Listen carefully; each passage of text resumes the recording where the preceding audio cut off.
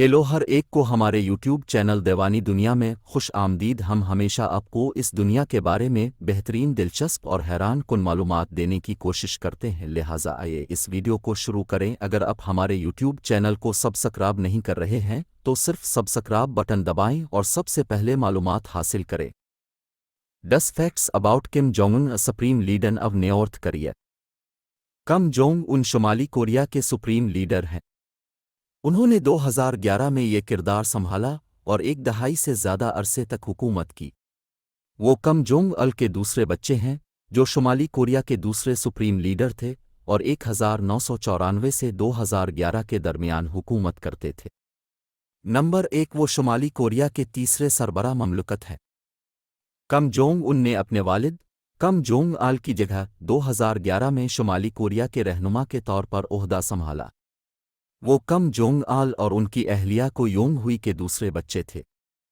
शुमाली Korea के बानी किम इल संग उनके दादा थे। दिसंबर 2011 में अपने वालिद की मौत के बाद किम जोंग उन मुल्क की हुकूमत और फौजी दस्तों के सरबराह बन गए।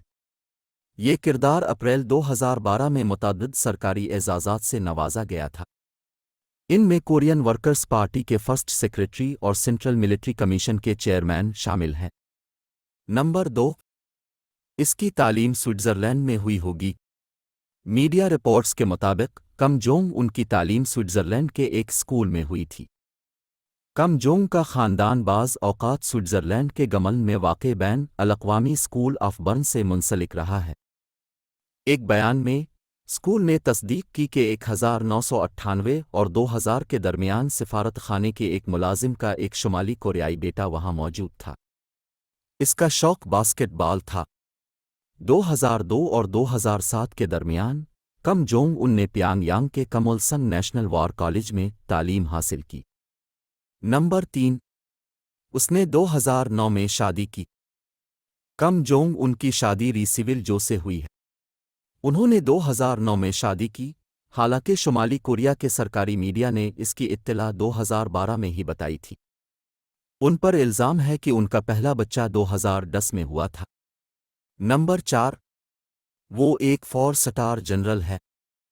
बग़ैर किसी मालूम पेशगी फ़ौजी तजुर्बे के किम जोंग उनको सितंबर 2010 में 4 स्टार जनरल का ओहदा दिया गया था। किम जोंग उल को किम इल संग का जानिशीन नामज़द किया गया। नंबर 5, उसने पुरतशद्दुद सफाई के साथ अपनी ताकत कायम की। मुनहरिफ होने वालों और जनूबी कोरिया की इंटेलिजेंस सर्विसेज से हासिल की गई रिपोर्टों के मुताबिक किम जोंग उनकी इब्तिदाई हुकूमत के दौरान लोगों को मामूल के मुताबिक सज़ाए मौत दी जाती थी। दिसंबर 2013 में किम जोंग उन ने अपने चचा जंग सोंग तेका को फांसी देने का हुक्म दिया।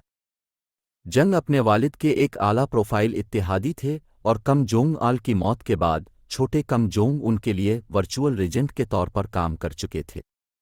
नंबर 6, इस पर अपने सौतेले भाई के कत्ल का हुक्म देने का शुबा है।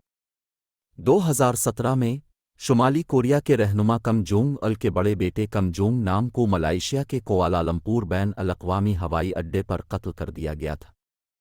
आसाबी एजेंट VX के सामने आने के बाद इसकी मौत हो गई। किम जोंग नाम को गालिबन अपने वालिद का वारिस समझा जाता था, हालांकि वो हक़ से बाहर हो गए थे।